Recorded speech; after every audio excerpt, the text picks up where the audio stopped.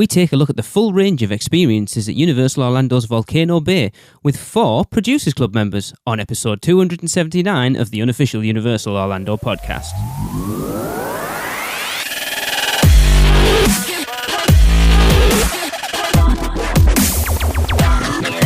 Hello everyone, welcome to the show. I am your host Lee and I am on my own. There's no Darren and no Tracy, but I am joined by 4 members of the Producers Club to talk about their experiences at Volcano Bay. So joining us from Plantation, Florida is Mr. Chris Zavala. Hey Chris. What's up, Lee? Welcome back onto the show. Nice little reference there, I like it.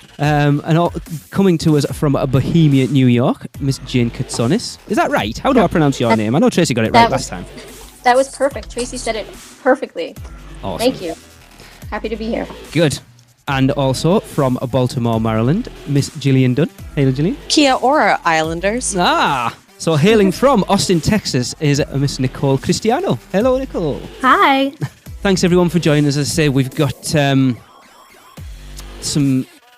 basically, we've talked about Volcano Bay on the show quite a lot. You know, we've had Chris on before to talk about his experience. But we realised that a lot of the talk in the press and on social media has been less than complimentary about Volcano Bay. In fact, it's been bloody awful, to be honest. I don't know whether everyone saw there was a guy reporting it was one of the news outlets, I can't remember, he posted a Facebook Live video and he was scathing. Oh. I think it was an opening weekend. Yeah, I did see that. Mm-hmm. I didn't see that one. Yeah, he was. I think I missed that. It was not great. Oh, and obviously being as sort of into the parks as we are, keeping an eye on opening weekend, I think me, Darren and Tracy were talking, it's like, that is not good. But in fairness, that park's been rammed every day since it opened, so it hasn't put people off. Right. True. Yeah, it was we heard a couple of stories when we were there in July about the park being closed before even some of the on-site guests could get over there. Yeah. So I know that they were definitely mobbed. Didn't put anyone off. Before we moved from Florida, I used to just sit and watch the app every day to see if I was going to be able to go that day because it would say at capacity most, if not all days, for at least a portion of the day. Yeah. Right. Yeah, it only seems to be when it rains that it clears out. And that's the time to be there. And that is the best strategy. Yeah. So first off, I wanted to go around everyone and find out how many times you have been and who was with you, because I think that plays a lot into your expectations of what you've got in your party. And there's someone here, my heart goes out to you because I don't know how you managed to tackle that, but we will get there. Jane. Yes. How many times have you been and who was in your party when you went? We went in July. We went for the one day. We never managed to make it back because I have 4 kids under 11, and it was an experience. I think just getting from the hotel, we stayed at the Hard Rock this year, just getting on the shuttle with the gear and just getting over there. We left at around 10. We didn't get to the park inside until I want to say about 11:30. Wow. Yeah, it was crazy, and I guess I didn't know what I was expecting. I thought I might have been able to wear a pair of shorts or something when I was there, but no, I was walking around that park in my bikini with no flip-flops or shoes on, and it was interesting. It was, yeah. I know what it's like going out to places with 2 kids. I cannot imagine what it would be like with 4. And one of my sons has severe food allergies too, so it was a challenge trying to figure out where I was going to keep his EpiPens.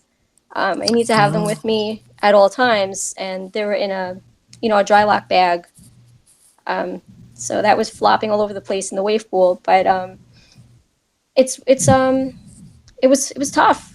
It was really tough, and there's not a lot of places where you can sit with the kids and try to get out of the sun a little bit. I don't know if anyone who has that many kids would consider going to Volcano Bay like that. I think it's, for my kids anyway, I think the 8-year-old, and she was 10 at the time, my 10-year-old had a better time. But for the little ones, it's kind of tough. I mean, we had, even in the, I don't want to get ahead of ourselves, but even at the kid area in the Tiki area, yeah, it's chaos. The place is madness, and there were just kids running all over the place, and I lost my kids. I didn't know where the heck they were, and I'm like, oh crap, man, this did not turn out like I thought it was going to. So, wasn't that relaxing paradise? yeah, not at all. I know. Tracy will be listening to this thinking, you were worried about losing your kids. That's why we take ours over there. That sounds like the perfect day trip. Well, then it would have been perfect. Then a mission accomplished. Happened a couple of times. Nicole, what about you? So it was just myself and my fiance, Ben. We went over there in October. And luckily, we kind of just tacked on this day at the end of our trip after like a long night at Horror Nights, just kind of thinking like, oh, we're just going to go and relax on the beach and kind of like not a very high stress day. But it turned into something that was a little more disappointing than a non-stressful day. Well, Jane kind of went into it. Did you stay on site at all? We did. We stayed at Cabana Bay, so it was super easy to get over to Volcano Bay that morning through that like convenient pathway. Yeah. But you do have to go through metal detectors if you're coming from Cabana Bay, so just know that if you are coming from one of the resorts. But there was no line, so it wasn't too bad. Cool. Chris, remind everybody. Yeah. I think 3 times in total at this point. The original time when I was on the show earlier, that was we went during opening weekend. And we went in there with the mentality, and it was me and my girlfriend, Alexa. And we had gone in there with the mentality that it was going to be chaotic. So we kind of set the expectation there. But I can see how if you did it the other way, it would have been terrible. I know a lot of people didn't have the best times then.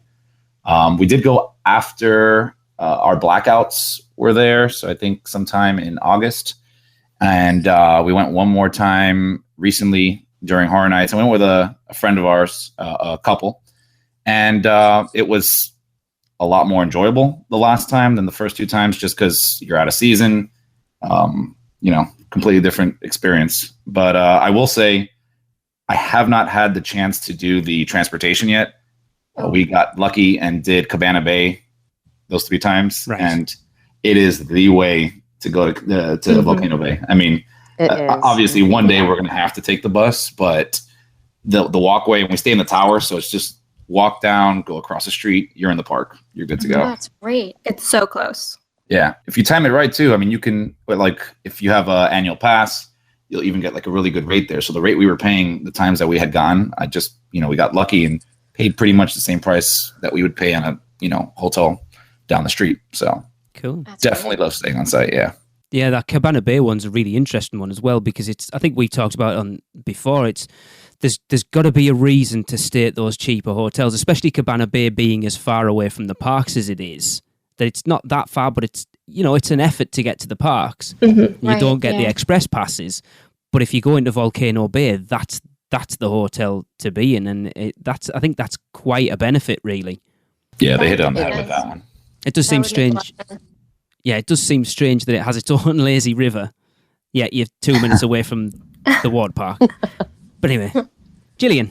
Yeah, so I was trying to think of this earlier today. It's now 5 or 6 times. Wow. Because we went a few times before we moved. So for everyone who doesn't know, I just moved from Orlando back in July. So up until then, I think I'd gone 3 or 4 times, and then I've gone twice since. Most recently was last month during Horror Nights. I went with my husband and our good friends, listener of the podcast, Christina Frendell, shout out, and her husband. We all stayed together at Cabana Bay, and like Chris, we stayed in the tower that's closest to the entrance. So we couldn't get over how amazing it was. We would just take the elevator down to the lobby, and you literally walk out the front door, and there's the gate right there to Volcano Bay. You couldn't possibly be closer. Yep. And that is the absolute way to go if you're planning on doing Volcano Bay and if you're staying on site. Doing that Volcano Bay Tower is incredible because we did their early admission. So we walked down, went through security. Nobody was there. We got in the park before anybody, really. It was incredible. We were able to walk right up to Krakatoa, get a ride return, and get our chairs and everything. We had a slight issue with that. That wasn't a big deal, but I'll get into that later when we're talking about all the rest of the stuff. But otherwise, it was very accessible. Yeah. It does seem weird that they've given I understand they want to give the hotel guests, the benefit of early entry, but like it's already been brought up, the fact that it seemed, at least for the first sort of 6 weeks or so, that if you weren't staying on site, you weren't getting into that park. True. Yeah. Right. It's Yeah, chaos. it seemed that way. But even the people that stayed on site had a really hard time getting in. I mean, we would find out really early in the morning. People that were on their way, they ended up coming back, and they ended up being in the pool at the hotel, saying that the park was at capacity. They had to come back. They were annoyed. You pay all this money, for these park passes. It just opened up, and you kind of figure you want to bang it out when you get there, and then you can't. So there were a lot of disappointed people in the Hard Rock pool for a couple of days. Yeah. That's just going to be a problem, I think, with the capacity. They just weren't prepared for the amount of crowds that they got, which I'm sure is a good problem to have if you're people who are running an amusement park, but right, or theme park. Sorry, water theme park. But sorry, can't call it the wrong thing. Yeah, but like you say, it's if people have bought tickets for it and you can't get in, that's frustrating. Like even if you've bought, like say you bought the tickets to get into Islands of Adventure and the studios, you'll still get in there, because as a rule, those parks never really reach capacity except around Christmas. So for 99% of the year, you're going to get into those parks. But to go to a water park and potentially not get in. Yeah, I think I like to give a comparison again. I think I mentioned this last time, was we had the same issue years ago when Aquatica first opened. I mean, we made a trip to go out there, and they would reach capacity every day. And even though we were there in a car, in line, waiting to get in, by 8 a.m, they would just turn you around, because there was already a massive line of cars trying to get in there. Yeah, that's what I was going to ask. I was curious to know if that was the same deal with Aquatica or either of the Disney water parks when they first opened. I can say yes to Aquatica. I don't remember the other two. I was too young, I think, to remember the other two when they first opened, to have that memory. But Aquatica, for sure, I remember that one. I think I remember that too. I do remember that. That was a huge issue. What's this crazy obsession with water parks? I don't get it. Right, so South Florida heat. I suppose there is that, yes. But it's just, if Tracy was here, she'd be like, lots of semi-naked people wandering around in sweaty Florida does not sound like her idea of fun, I'm sure. Or mine, for that matter. Not mine either. Right, so moving on, obviously, when you go to a water park, one of those things that people want to sort of set the stall out right at the beginning is to have a base of operations. Be that, I think at Volcano Bay, you've got the lounges, those private seats that they charge, and I think it's $30, starting from $30, and then obviously the cabanas, starting with Jillian and then everyone else chiming after. Did you pay for the private seating or a cabana when you were there? We didn't. We never have. We've always just gotten the regular chairs, but you know what? We've never had a problem getting chairs. Even I think one time I didn't go there early, and we still got chairs, no problem. There's just so many, and there's so many different locations that have chairs. They're just kind of plopped everywhere throughout the park, which is great. So we've never had that problem. Every morning we've gone in, we've gotten straight through the front where the steps lead down to the Volcano Bay wave pool area, and we've gotten chairs right there every time. So that's never been an issue for us. I would like to get a cabana at some point. They're just, a little expensive. But I think they would definitely be worthwhile for the included and on location lockers and the ride kiosks, because those are the two most annoying things for me. It's really important when you go in to know where you're going to be sitting in terms of where your locker bay is, if you're planning on getting a locker bay. Right. Because that's happened to us a couple of times, and that was the slight issue I had said when we were talking about staying there, was when we got there so early that the main pathway to walk around the park was still closed. Like they were just having it open for employees. So we couldn't walk to that first locker bay. They had it shut off. So we had to cut through in front of the volcano and walk all the way through the sand out into if you're looking at the volcano, all the way to the rightmost side to the east of the volcano, and go to that locker bay, which ended up being quite a hike away from our chairs, which can be really aggravating. So if you're really separated from your locker and where you're sitting, it can be a bit challenging. So trying to maybe plan out, be mindful about where your locker is and location regards to your chairs is probably more useful. But other than that, we've never had a problem. Okay. Yeah, I have to agree with Jillian. I'm kind of in the same boat. When we went, we just used the chairs that they had there. And honestly, they have plenty of them. Like she said, I've never had an issue getting one. We looked at possibly doing a cabana at some time in the future. I know my family, they wanted to come. And, my sister, she has an issue with too much heat sometimes. So we wanted to get something that would be covered. But again, it just hasn't had the opportunity to do that, on top of the fact that I think the cabanas have been sold out every time we've gone. So Exactly. That was my problem too. Yeah. Are they doing advanced reservations still at all, or are they just first come, first serve? I honestly don't. It seems to change on a daily basis, so I don't think anybody knows at this point, do they? Yeah. I remember last time we were there was the first time I had seen a cabana available. And again, this was already off peak, but I don't remember if they said you can advance reserve it or not. But yeah. Because I know they were when it first opened, and then they changed it where it was literally you had to get there early, and if you got one, you got one. If you didn't, you didn't. That's what they had said when we had called. When we booked our trip, we waited until Volcano Bay opened because we knew we wanted to rent a cabana. With the kids, it would have made more sense for us. So we did. It's just they had nothing available for the couple weeks we were down there, and then they told us to call back, every couple of days, that maybe someone just put a hold on it and it would release, and then we would be able to pick up the reservation then. But they never had anything, and it was definitely expensive, but I think my situation is maybe a little unique just because it would have had a little more protection, for my kids. Yes. And it would have been a little bit safer, and we would have been able to have like a little spot, other than just a couple of chairs, because when you have a lot of little kids like that and you try to keep them either on the chairs or near the chairs, you're going to lose somebody. Yeah. But that might be good. Kind of as like a home base. Mm-hmm. Yeah. I mean, for me, that probably would have been a better situation.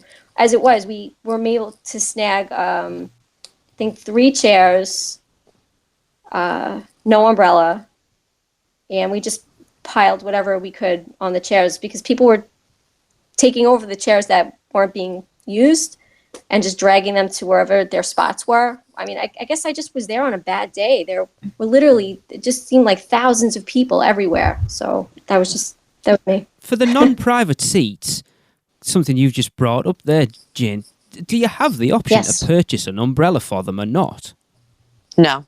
There was nothing. Mm-mm. See, that seems bad. The umbrellas are kind of just stationed throughout randomly, so if you happen to get seats that are near an umbrella, you're lucky. Right. You're lucky. Okay, so they've got them sort of dotted around, but you can't get one specifically for your lounger. No, we tried to. And no amount of money. Yeah, that doesn't seem like good practice. Not in Florida. Yeah, it was pretty hot too. Especially when you get a lot of us pasty Brits coming over who aren't used to it. It's okay, my husband's pretty pasty too. I was gonna say my husband's not British, but he sure is pasty. So. It was really funny. The last time we were there, we had chairs that were in the very back row where there was no umbrellas, and there was a group of chairs that had been huddled to the right of us where there was a big palm tree. So he sat himself in the middle of the shadow of the palm tree, in the middle of these 4 people. They had obviously been sitting and talking. So he was sitting in the shadow of the palm tree trying to get some shade when they all came back. And he tried to get up and leave so he wouldn't be in the middle. They're like, "Oh no, stay!" And they all 4 just sat down, and he was just sitting on the ground in the middle of their little circle in his palm tree shade. It was amazing. Gotta do what you gotta do. Exactly. You do. Yeah. My husband would do the same thing, Jillian. That's hysterical. Oh gosh. Nicole, did you say whether you'd got a cabana or anything? We didn't. We actually didn't get any chairs or anything. We kind of just based off just using the lockers, just shoved everything in the locker right when we got there, and then kind of just, used the tapu and was like, okay, we don't need to carry anything on us, and just kind of walked around and used the locker as our home base, which we found was super effective. Just the 2 of us, we didn't really have anything to carry. So, and like the one time I did use a chair was a moment where I just sat in a random chair and held my head in my hands and kind of was like, what's going on? But that's the only time I used the chair. I think we've all been there, whether it doesn't have to be in a water park. It doesn't matter where you are. Yeah, that's not a bad idea, actually, the locker thing. But you can see at this point where the private seats come from, because they come, is it 2 lounges plus the umbrella thing, and you get a lockable box. So obviously the lockable box is that's the incentive. And the cabanas looked absolutely beautiful. We did walk by them, and the amenities that we kind of peeked in and saw were definitely, I think, worth the price of them. And I would think of using them maybe if I had a bigger party I was going with. But having that access to the Tapu Tapu, like where you can get in on any ride in your cabana, be something I'd pay for sure. Yeah. That's an absolute game changer, because one of the most inconvenient things about Volcano Bay, and I'm sure you could pick out things to complain about any place, but my complaint, especially with rides like, Hanu, the ride reservation kiosk is all the way down at the entrance of the ride, which is pretty far off the main pathway that goes around the volcano. So it's kind of goes in a circle, the main pathway, and then the rides kind of spoke off from there, but the ride reservation kiosks are at the entrance of the ride. And so if you want a reservation, you have to walk to that ride. And by the time you get there, it may be too, high that you don't want to get a reservation anymore, or what have you, or it's broken down. So you have to walk clear across the park and then to the actual ride entrance to even see if you can get a reservation. And they've started to help that issue a little bit with, they've started putting the digital display boards, dotted them around the main pathway, which is more helpful. But having that kiosk all in one place and you wouldn't have to go running all over the park that's a game changer right there. Definitely. It is, Jillian. I agree with you. Yes, I would love to see. I would love to see some kind of Tapu Tapu 2.0 where all the rides are already listed on there, so you can kind of see which ride is good. Go over there, tap in. I don't know. It's just so much. You better trademark that, Chris. You might. Right? Yeah. Okay. Working on it. I forgot what I was going to say. I was going to say something then. I forgot what we talked about. Ride entrances. Yeah, I think maybe they've done that on purpose then, for to be a hassle to get to the Tapu Tapu points, to potentially put people off a little. Oh, I can't be bothered walking all the way around there. I won't bother going Tapu Tapu in that one. Oh, that's the other thing really annoying with the Tapu Tapu and actually tapping in is when you go to an area, and I can't remember the name of the ride off the top of my head, just because all of them sound ridiculous. So much alike. Yeah, they're ridiculous. Remember, right? But I know, like when we went to go ride a family raft one, there's just a giant crowd in front of it. So to try to even get to it's terrible. Yeah. And this is like where the 2 family ride ones are next to each other by the Tower Hotel. And Moana. Yeah. There you go. That one. Oh yeah. I remember that one was always a nightmare to try to get a Tapu Tapu in, just because there's so many people, because it's a family ride. Yeah. So then the entire family is going in, buzzing in at the same time. Multiply that times how many families are riding, and it's a congestion area. Yeah, it is. That was a horrible design. Yeah. Yeah. What were you going to say, Jane? Sorry. No, we were. I completely understand. We were there. That was one of the issues that we had as well. And we're a group of 6, so we're just milling around trying to tap these things in, and then my kids started tapping and retapping and tapping again, and then they're not leaving the area. So now you have all these kids, and then there's other kids that are doing the same thing and trying to wrangle everybody together, and it's just a huge crowd. So it's not. I mean, I couldn't get my kids to go on the rides, my younger ones, but they were really loving that Tapu Tapu, and they were tapping everything they could. Chris, I'm sorry. It was probably my family that was blocking your way to the ride. There were quite a few of us. Yeah, the wait time's just gone up from 30 minutes to 4 hours. Exactly. Yeah, right. And it's all courtesy of my kids. I apologize. Hey, at least they were having fun. That's kids. That's typical kids, though. They don't want to play with the thing inside. They want to play with the box. Exactly. Right. And those Tapu, was anyone else there the day that they had to put the rubber bands on for the kids to make sure because they were falling off, the wristbands? Anyone else remember that? Well, I've seen the rubber bands, but now they've switched to an entirely different band. Yeah. It's more like a wristwatch. Oh, okay. Yeah, they had we had an issue with the bands. The bands were falling off. I mean, when my younger son, he's 4. We were in the wave pool and a wave hit him and the wristband just went flying. The rubber band was still on the actual band. But I mean, I don't know. It was funny to watch him go in the air like that. Right, so obviously we've moved on to Tapu Tapu. Let's discuss it a little bit more. Obviously that and the Cula system itself. Nicole, you've been a little quiet, so we'll give you a chance at the moment. How did you find the Tapu Tapu overall? Because I heard it's one of those things that if you get it where everything works, you're having a good day. But as a rule, one thing will work, but the Tap to Pay might not. Or how did you find the whole thing? Yeah. So first of all, I am like a big supporter of technology in the parks, and like my fiance works in technology, so we were so excited to like get into the park and make sure like check out how it works and kind of take advantage of the whole kind of experience. So as soon as we got our Tapu Tapu, we went and got our lockers, and that worked perfect, linking them there. We got both of ours linked, and then we hooked up the credit card to the Tap to Pay with our ticket, because you have to do it through the app, I think, or that's the way we were told to do it, through the app, and then with your park ticket and your the actual like codes, I guess. I don't know. They handed us like a pamphlet when we asked, so that was kind of helpful. And then we went to the bar to get some drinks, and then got drinks. Oh, also we walked up. They asked for IDs, which kind of I get, but if you're planning to drink, carrying your IDs is kind of counterintuitive to the whole don't carry anything kind of mindset they have. Yeah. So we had to go back to the lockers, get the IDs, and then finally we went to Tap to Pay.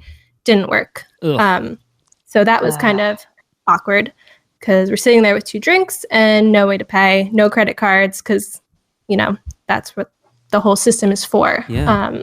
That's annoying. And then later in the day, the same thing at another bar when we tried to buy more drinks, because it seemed like that was the only remedy. Yeah. Fastest line. Yeah, the bartender kind of was like, oh, some days I love them, some days I hate them. Like, they don't really work all the time. So they're aware of it. But other than that, it just seems like it could have been handled a lot better. Yeah. Maybe more kind of troubleshooting. I don't know. But when it came to rides, everything kind of seemed a little backwards, like the Hanu and that ride. They have 2 different sections for you to tap in, but like it wasn't completely clear of like, I'm tapping into this one or I'm tapping into that one, because they're on separate sides. And then when you go back in, I would tap in and like, oh no, on that side you tap back in. I was like, okay, well, there's no signs to be like, oh, this is the right one to go through, even though they're literally right next to each other. And then I just had a problem with I think the Punga Racers was one of like the most annoying parts, because we looked on the board and it said ride now, and we were tapped into another ride, went up literally like 2 steps to get into the ride, tapped in, they said, oh, this one's not ride now anymore, it's up to 15 minutes, but we couldn't get on because we were already tapped into another ride. So It was kind of like, I can't ride anything that's not a ride now. Yeah. How is it set up at the moment still? Because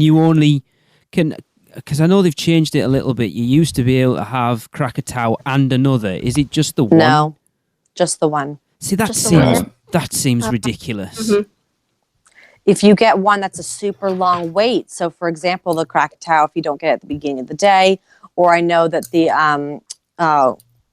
Koikiri body plunge, that one can get up, I've seen it like 2.5, 3 hours still to this day in the middle of the day. So if you have that as your ride reservation, I mean, you're pretty screwed for a good part of the day.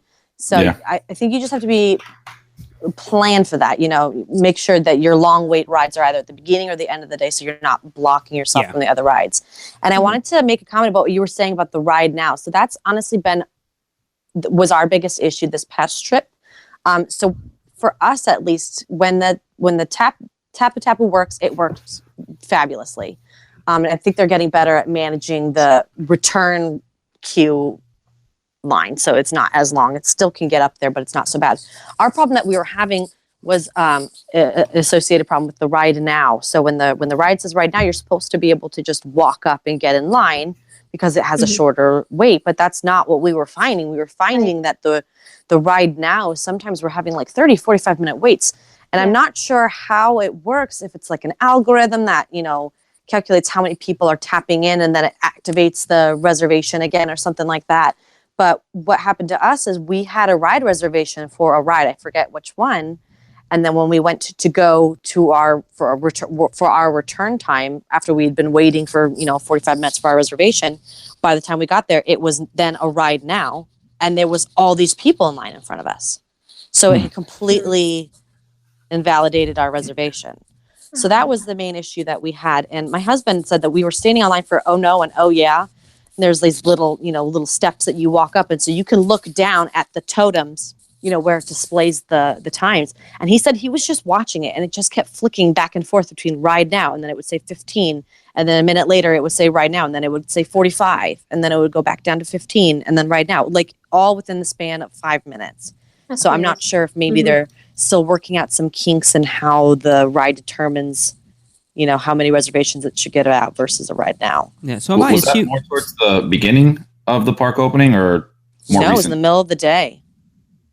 Well, how long the park's been open since I think May. That was actually that specific. The oh no and oh yeah incident was towards the beginning. That was probably in June or July. Yeah. Whereas the issue that we had with the ride now was last month. That was in October. See, because I had a similar issue, like you said, but it was towards the beginning. So my thoughts were maybe it's just they need more data to put in here to process how long we need for this and that. But we had weird instances where it would go from a right now to 100-minute wait. Just really crazy. Wow. Yeah. Yeah. And then even the employees there were they were kind of baffled themselves because they're like, we don't know what's going on. So they would even let through some people, even though it's at 100 minutes and it said right now 5 minutes prior, they're letting in, people because they feel bad.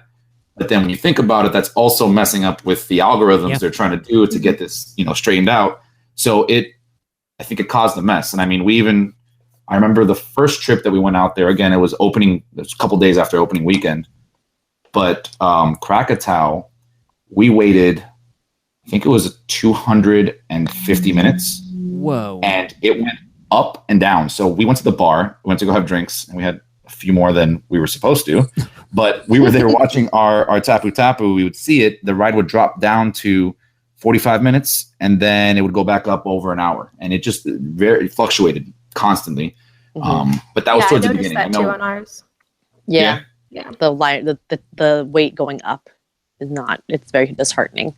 Yeah, you look down and it'd be like 30 minutes, and then it would go back up to like 45 or an hour. So am I getting this right? So you can, when you tap into a ride and you make a reservation for something, say it's 180 minutes, you can't go on anything else unless it's a ride now. Mm-hmm. Correct. Or it's a attraction that doesn't require reservations, right? So like the rivers or the wave pool. Yeah. So the thing is, though, if you've got a ride where you've tapped in that's got a massive wait, there's a fair chance that every other ride in that park's going to have a huge wait. So the chances of you getting on something else, obviously never having visited but looking at it from afar, the chances of you getting on something else while you've got a reservation for one thing is pretty much non-existent. Yeah, that is true and not true, because for the big rides that get really long waits, like the Big Blue one, Hanu, the body plunges, or the Krakatoa, those can have crazy long waits, but then the little tube ones will be ride now all day. Right. So it's not so consistent. And I think they also made the Punga racers are ride now all the time, right? Oh, really? Yeah, I know one of them, the last trip that we went, there was a ride, I forgot which one it was, that they converted it to a ride now permanently, as far as, that trip was going forward. So it allowed one single ride in the park to always be able to wait in line for, in case you have like the same situation. If you're waiting too long for another ride, that makes sense. If you want to wait this long line, you're allowed to wait it. You can do it. That makes a lot of sense. I think I don't know if it was Punga Racers, but I know Tauiwa. I just say it. The little tube, it's like the double tubes. There's 4 tube slides of the little raft. It's like a 2-person raft. Those I have seen as ride now every time I've gone. So maybe that's the one that they made a. It could be. Because I don't remember, but I know has that. a hideous capacity. So that one always has a long reservation wait time, even if there's not that many people, just because it's only, so many people at a time. I mean, Jane, you've kind of talked about it a little bit already. How was your experience with 4 kids? It was awful. I had the kids. We went over by the the raft ride. I can't pronounce it. Was it the Puihi? I think. Mm-hmm. And my girls went on with my husband, and it said ride now, so they went, and then they had pretty much the same experience with. It was a half an hour wait at least for them to even get on there, which was odd because they thought they were going on and they were going to come down. So we waited by the exit of the ride. I was there with my sons, and we're just sitting there, we're waiting, and my girls were stuck on the queue, and I could see them up on the top. And it turns out the rafts had gotten stuck, I guess, from the heat. They had that belt that took the rafts up. Yeah. Yeah. I don't know if it was from the heat, if they were melting to the thing or what, but Wow. They had to get somebody up there with a stick and climb up and try to dislodge the rafts. So we're watching this, and then it's just there's no shade over there either. If you're waiting for someone to come off, so it was it was rough. That was just, and then after that, the kids said we don't want to wait on lines anymore if this is going to happen. No. And so we ended up going back into the wave pool. We spent a lot of time there, but they got bored. And the little ones can't really ride on anything. My sons are still pretty small, so he was terrified. My 5-year-old, he just made the height requirement, and he was going to go, and then he changed his mind. So we dug a hole in the sand instead. It's a funny one, isn't it? Because I think that little kids thing is prevalent throughout Universal Orlando Resort as a whole. And I think a lot of people might say, that's a good thing. No disrespect to anybody with kids, but I think Universal has always set itself out to be a park aimed at sort of early teens and up over. Right, which I love. Yeah. I think that's great. If you're like yourself and like us, that when we went for the first time, our youngest was 5, and there wasn't a lot she could go on. We were sort of having to split up and ride things with Tracy'd go and ride with our oldest and then come back, and then I'd go and ride with him while the youngest ones stood there bored out of her brains. Right. It's an awkward thing, but you think in a water park that you've literally just built, you would think that through a little bit more, because they are trying to aim a little bit more at younger families. Yeah, and I think the concept is great. The park is beautiful, and the kids loved seeing all these new things. And thematically, it was just a really stunning place. But it would be nice if they had, other than the Tatiki area, just little places scattered around for the little kids that are going to have to wait while the older ones go on the rides. That would have been awesome. But maybe going forward, they'll consider maybe adding a couple of little things here and there. Well, they have got that expansion coming soon. I say expansion. I still believe it was a section of the park that was supposed to be there from day one. They just didn't get it finished. Yeah. Same thing. Quick question, because it's something that I don't think anyone who hasn't been knows. So when you tap into a ride, you get a return time. So obviously I'm imagining that like the old, or like Disney Fast Pass, but do you get a specific window? So if you get your ride, it's ride now, do you have to be there within a specific amount of time to ride now? I remember I looked it up. I don't remember if there's a maximum time that you have to go. I don't think so, but it counts down. It's not like it tells you a time to come back. It'll tell you 65 minutes, and then it'll count down to 50. And then once it gets down to 5 minutes, it'll let you know, it'll buzz and let you know that you can ride. But I don't think that it'll cut you off at any point. But I think that also messes with with the times, because if there's a 25 people who have ride nows and they're off doing something else instead of being in line, then it's going to mess with the queue when they come back eventually, but it's not specifically, it's not supposed to be their quote time. It's going to be a longer wait for everybody else. I didn't run into this issue last time, but I know when I was speaking to somebody over there, I think they changed that. So you have, like you said, it counts down.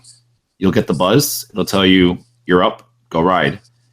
Before, you had an unlimited amount of time. You'd never, were told you can't come back after this time. I think they changed that to an hour now. Oh, interesting. Well, they should. Because it was messing up with the times, right? Exactly. If you pretend everybody buzzes in and everybody has ride now, it can completely distort it. Again, I didn't run into it, and I didn't see anything on the watch that said that. But an employee over there, because we were talking about the Krakatoa, and because there was a lot of delays on it, and then they had mentioned that. So I don't know if anybody else experienced that, but that's... We had tried that with the girls. We were going to go on one of the rides. So we hit the, we went and we did the Tapu Tapu. And then we went in the wave pool while we were waiting. And they decided they didn't want to go on the ride after all. So we just ignored it. And, it kept buzzing, saying ride now, ride now. And then eventually it went away. I don't really remember how long it took before, I guess it took us out of the system. But, we did do that. I think I'm trying to think. I don't think it was that long. Thinking maybe we had the ride now up there for about a half hour. I apologize to anyone for screwing up their ride, but no, it was they just by the time we actually got the thing up, they just were bored and hot, and they just didn't want to go. So no, I don't blame you. Going back onto the not carrying things around with you, Jillian, I actually think it was you and I that were discussing the whole thing about, so the idea of having the tap to pay is you don't need to carry anything around. You put your credit card on and you go and buy what you want. But then if you want to drink, you're supposed to have ID. Yep. That seems a bit weird. Yeah. I have the solution, and I hope that somebody's listening from Universal, because they do this at City Walk already. If you're 21, you get a wristband. And they can give you those little paper wristbands. So you come in, you go to either you go to a bar, or you have a designated check-in point where you show your ID once at the beginning of the day, and they give you a wristband. There you go. Problem solved. Smart. Yeah. I like that. Not wanting to... It's easy. It's simple. To play devil's advocate, but a paper wristband in a water park wouldn't really work well. Well, not paper. Those ones that they give you, like events that are meant to be waterproof. Those would stay on. And if you needed to get a new one, you could throughout the day. But I mean, that's the problem. I keep mine in what I like to call God's pocket, if that's not a little too raunchy for everyone. But to avoid having to go back and forth to the locker all day. But I have a one piece, so that makes it a bit simpler for me. My girlfriend who went with me last time, she was wearing a bikini. She was like, it's not going to stay, so I'm not going to carry it there. I have to fly back. I'm not risking losing my driver's license. You can obviously tell how dirty-minded I am, because God's pocket, I went somewhere probably entirely different from where it actually is. Okay, that's exactly where I thought it was, too. I don't know if maybe women know what that is. Yeah. Your top lead. All right, fair enough. I was going somewhere else. Just to comment another thing on that, one of the things that really was annoying was when you'd go to buy something and you have your pass, you don't get your discount, right? Because you don't carry your pass on you. So everywhere when you bought food, you didn't have your pass. They sell it off to just wear your Tapu Tapu, but they won't link your Tapu Tapu. That's true. Pass discount on there. Even, you do have to bring your pass. Yeah, and even though, and it's very odd, because if you use the app on your phone, you register your Universal Annual Pass on there. You register it to your watch. It should know, or Tapu Tapu, sorry. But you should know that it's an annual pass, and it should get a discount, but it doesn't. It's kind of... It should, yeah. It should, definitely. Is that why they changed them over to plastic passes? Yeah. So you can carry them around with them in God's pocket. Yeah, put it in God's pocket. I am going to use that so much now. Oh no, what have I started? I'm going to Urban Dictionary. I'll be back. It's funny. I like it. I don't do that. Trust me, my mind has just gone in 1,000,001 different directions, and it's not good. Right. let's take a quick break. And obviously, if you're planning to visit Volcano Bay next year, the best people you could use to plan your vacation is Mouse and Muggle. So let's go and hear from them. Hey you, that's right, you. Doesn't listening to the crew at UUOP every week make you wish that you were actually at Universal Orlando Resort? Well, stop wishing and start doing. Mouse and Muggle Travel Company is the perfect place to begin. Their team of concierge-level travel planners will help you every step of the way. From finding the right fit for your family and budget to customized itineraries and insider tips. They can handle it all. Even if a hiccup that is up to no good arises during your trip, Mouse and Muggle Travel Company will manage the mischief for you. And for you muggles who also love the mouse, their team of experts specialize in Disney destinations too. And the best part of all, their services are free to you. So, if you're ready to plan your next Disney or Universal vacation, let Mouse and Muggle Travel Company do all the work for you. Just go to mouseandmuggle.com and fill out a no-obligation quote request. Or send an email to info@mouseandmuggle.com. It's that simple. So what are you waiting for? Just raise your wand and repeat after me. Accio, phone. Didn't work? Muggles. Here, try some pixie dust instead. And remember, whether you're a mouse or a muggle, Mouse and Muggle Travel Company can help make your next vacation simply magical. Welcome back, everyone, and we're nearly at the end of this. I can't believe we've been going as long as we have so far, but I wanted to finish off sort of digging into the food, because as we know, one of the biggest things that Universal really used to market Volcano Bay before it opened was the amount of food options and the sort of specialty food options at the park that we have seen removed. A lot of them, actually, not long after it opened, there was a lot of uproar. It seems like a lot of them are coming back, which it looks like it seems to be that people were complaining. And it'd be interesting to get your perspective on this from when you guys went. It seems to be that they got rid of a lot of the signature items because it was just taking them too long, and they kept the easy stuff. So it was easier to get people in, order food and out. And now it's quieting down a little bit that they're introducing some of those specialty items back in again. And we've kind of mentioned the tap to pay. Toupee. I can't say it any other way. Thank you, Tracy. Chris, start us off, because I know you tried quite a lot of the food. How was the food? And everyone else just chime in on your experience. I'm actually, Jane, very interested how you got on with your kids, and especially, obviously, you one with the food intolerance. We really enjoy the food. We've been trying to kind of sample something different every time, but overall it was really good. Pizzas were great. I was bummed when they took away the tacos, but they did bring them back. Yes. I think. Yes. So happy about that. Leave my tacos, Universal. You hearing that? Because they took the tacos away from the place that's called, what is it? Something Frog Taco, and it's like, really? Feasting Frog Taco. That's the one. Yeah. It was the oddest move I've seen with taking away food at that park, but yeah, it was really good, and I think they didn't touch the drink, so that's fine. I'm good with that too. Let's leave Jane till last. Nicole, how did you try any of the food, and how was it? So I thought the food was really good. We actually had the chicken sandwich, which was suggested to me by a friend of mine from college who works at Universal. And he was like, you need to try this. The avocado mayo is delicious, which it was. So no complaints, really, and no complaints about the drinks either.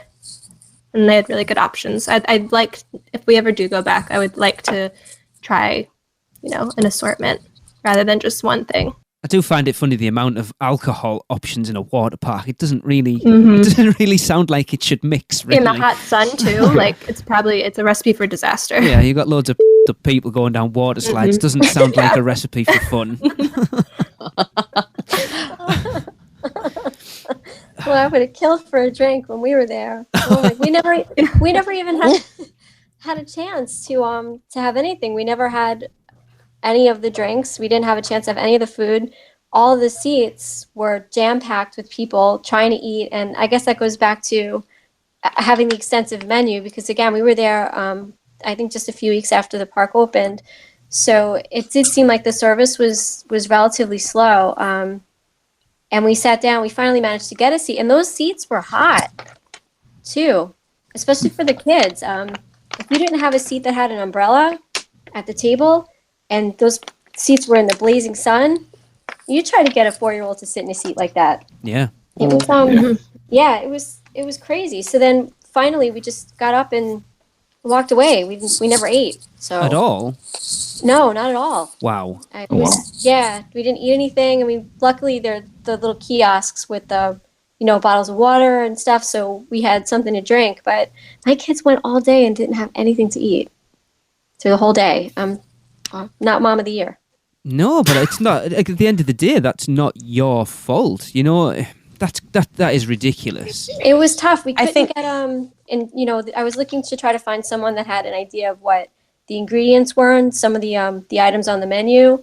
Nobody had a clue. Trying to nail somebody down, even just to try to get an order, and when we went on side to go try to get on the line, it was insane. It was just insane. We didn't have really good luck with the food that day. So, but that might, I think, or at least I'd hope that was probably an park opening kink that they've worked out, because I haven't seen any crowds like that since. So hopefully if you were to try to go back, that would be kind of sorted out a little bit. I would love to go back. But that's bad. Even opening couple of weeks for a family with 4 kids under 11 to not be able to get something to eat is pretty bad show, really. Yeah, it was bad. Yeah, that's for me. I mean, that was probably the worst part of the day, just not being able to have the kids have something to eat. We looked forward to it. We from the beginning of the day, just getting everything together and getting there, and then looking forward to lunch, and they can't eat anything. So it was a little disappointing. Yeah. I guess from that standpoint. It's not even if you could think, oh well, I'll tell you what, we're only a 5-minute walk for Cabana Bay. Let's just hop out. We'll go to the food court in there. But the problem then is if you might not get back in. Right. That was what we were afraid of. We were afraid that we knew that they were already at capacity. So we debated, can we go back to the hotel and then come back? But it took us like an hour and a half to get between waiting online for the shuttle at the Hard Rock, coming on over, and then walking back into the park and going through the metal detectors and stuff. So it was, it was a little, we just said, nah, it's not worth it. We'll just hang out for a little while more, and then we'll go back and get an early dinner. But the food, the menu looked awesome. From a distance. So, I was looking forward to those tacos. I want a taco. Actually, I didn't think the tacos were anything to write home about. Like one of those homeless people for the face pressed up against the window. Exactly. That was me. Jillian, did you have which when you were there? When you've been there more than everyone else, so I'd assume you did actually get something to eat. Yes, we did. We've had a lot. The tacos were my least favorite. The tortillas were not great. They were just very kind of chewy and not very flavorful, and they were kind of nasty. But the plantain chips and the guac are amazing. So I would go there back just for that. But everything from the main eateries that we've had have been absolutely incredible, better than anything I've ever had at a theme park. We've had, I won't say everything. My favorites are the jerk chicken, mac and cheese, the barbecue pork burger, and the coconut curry chicken are all amazing choices. Oh, yeah. Everything has been, but everything that we've had from the main restaurants has been really good. I was a little disappointed, actually, the first time we went. I don't know why, but I had it in my head that one of them, I think it was the Kohola Reef restaurant. I thought that was going to be like a sit-down restaurant, but they're all quick service.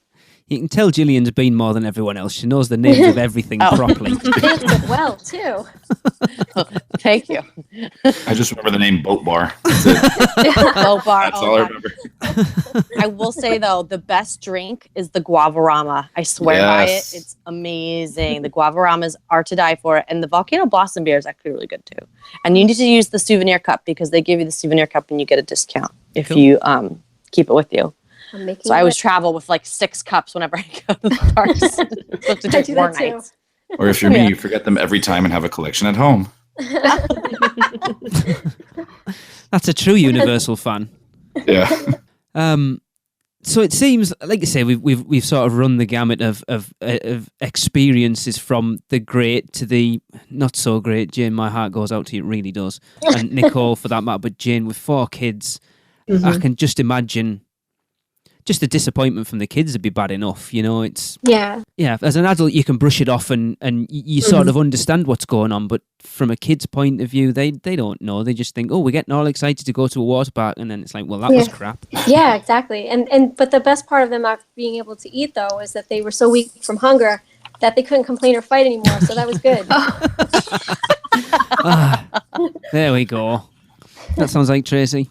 Yeah. But I think it's so. Jane and Nicole, obviously, did you approach guest services at any point to sort of voice your frustrations at the end of your visits? I actually didn't. I know I was talking to Ben about it earlier today before I was coming on the podcast, and he was like, "Did you ever write an email?" And I was like, I really should. So it's one of those things where it was disappointing, but maybe not disappointing enough where it was in the front of my kind of brain being like, I need to do this right now. But I know it should be done. It's like one of those things. I think I wrote a letter just about the options for kids with food allergies. Yes. Just to try to make that a little more transparent. Just to make it a little easier for parents that have kids that are going to be at the park. And I think I did receive a short email back from them. I'm going to just run through my emails and see what they replied. I think they apologized for not having, that we had that experience, and that they're going to work harder to improve that area in the future. And that's pretty much where I left it. But I did write a letter. So I don't really know how much it's going to do, though. I guess... I don't know. It would have been cool. I know that going forward, I would go with my husband to the park.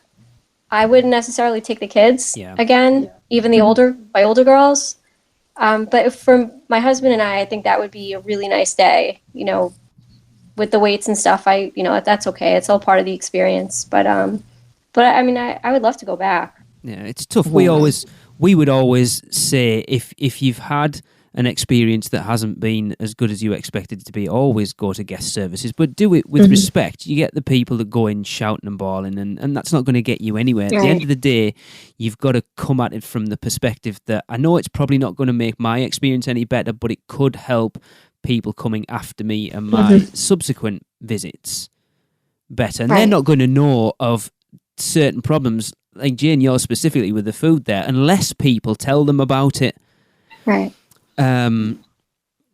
Because 90% of the people going to the park probably don't have those issues. So it is a very small minority that are going to have the same issues that you have. I mean, having to carry these EpiPens, something that, I'll be honest, I would never have even thought about.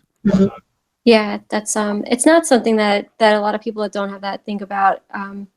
But my son's has airborne allergies too, which is why when I lost him in the Tatiki area, I got a little nervous because, if someone's eating something that has nuts in it, and I know that they had some things on the menu that had nuts, and they breathe on him, he could go into anaphylaxis. So I like to keep him with me, as close as I can at all times. And I mean, honestly, it's a challenge, just taking kids in general, but taking a kid that has severe allergies like that, you wonder, is it worth the risk, I guess, sometimes. And I mean, I took the risk. He had fun in the wave pool, and he liked the river. He had fun in there, which was nice. It wasn't so nice for me, But Speaking of that experience, Jim, would you like to tell everybody? I'm glad you brought that up. I've been waiting for this. here's a warning, ladies, or men too. I was wearing a two-piece. I had a bikini on. I was holding on to one of the tubes. You know, with my husband had my other daughter and my other son, my younger one, and I had my other daughter and my little guy. So one of the tubes was going in a direction that my son freaked out and didn't want to go.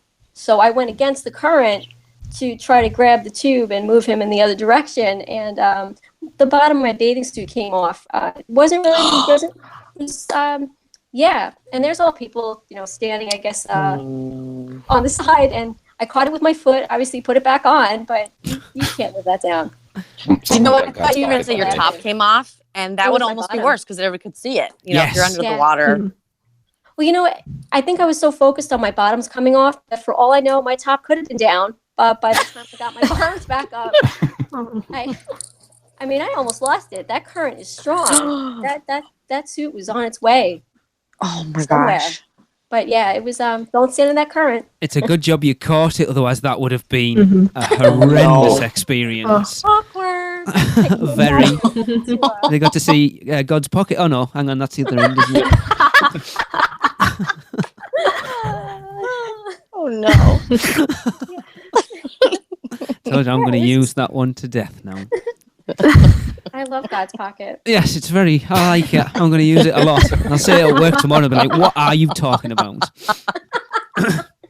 I use God's pocket all the time. No, it's... Oh, yes. But yeah, that was fun. It's funny to talk about it now, but at the time I'm sure you were mortified. I was purple, and that wasn't from the sun. Yes. Right, well, believe it or not, we are an hour in. I can't believe it's flown by. So I just wanted to go around the table and basically, everyone give a sort of their best tip for how, something that they could give to potential people going out next year of a war. I don't really know how to put this. Just a best tip of how to get the most out of the day. And we can't all say stay at Cabana Bay. So we shall go with Chris. Go on, Chris, you go first. I would say get there early and try to hit up the longer waiting, lines first. Go to Krakatoa, one of the best rides they have, and that's also one of the ones that gets the longest wait, I think. So, get there early. Jane? Don't take the kids. Get there early. Get there early, wear a one piece, and definitely wear those beach shoes. Don't walk around with no shoes on. It's hot. So definitely, especially if you have little kids, those slip-on beach shoes are great. Definitely. Do that next time. To avoid saying what everybody else has already said, because I agree with all of those. Yeah. I think to use the tapu tapu, and what I mean by that is I've seen people going around getting food, getting drinks, going on the non-reservation attractions without ride times. And if you don't have a reservation while you're doing other things, you're doing it wrong. You got to have that reservation because otherwise you're wasting your time. You've got to use that tapu tapu effectively. Okay. Nicole, final one? Yeah, I agree with Jillian 100% and everyone else. But also just shout out to the Kiri body slide. That was hands down my favorite part of the day. So if you can go on that one, do not miss it. It's a rush of fun. And also the Serpentine body slides. I would literally just go back to that park, do those 2 rides, and go home. Actually, that's a quick question I've got before you. I know there's a lot of people who aren't comfortable with exposing their naked flesh. And I know a lot of people wear sort of T-shirts or those rash guards. But I've heard that there's certain rides they won't let you on with them on. Is that still correct? I don't know. I've heard it both ways. I think it kind of depends on who's running the ride that particular day. I've heard it. Some people, they'll let them up with the rash guard. My friend's husband wore a shirt most of the day and he never had a problem. Okay. It kind of depends. You know what? I actually did have a team member tell me to take my necklace off before going on both of them. Right. Interesting. Yeah. Oh, wow. It's very interesting. Oh, I did not. Because that seems to be something that changes hour by hour, not even day by day, does it? They change the weight limits for some of the rides, and Oh, they did that a lot. Yeah.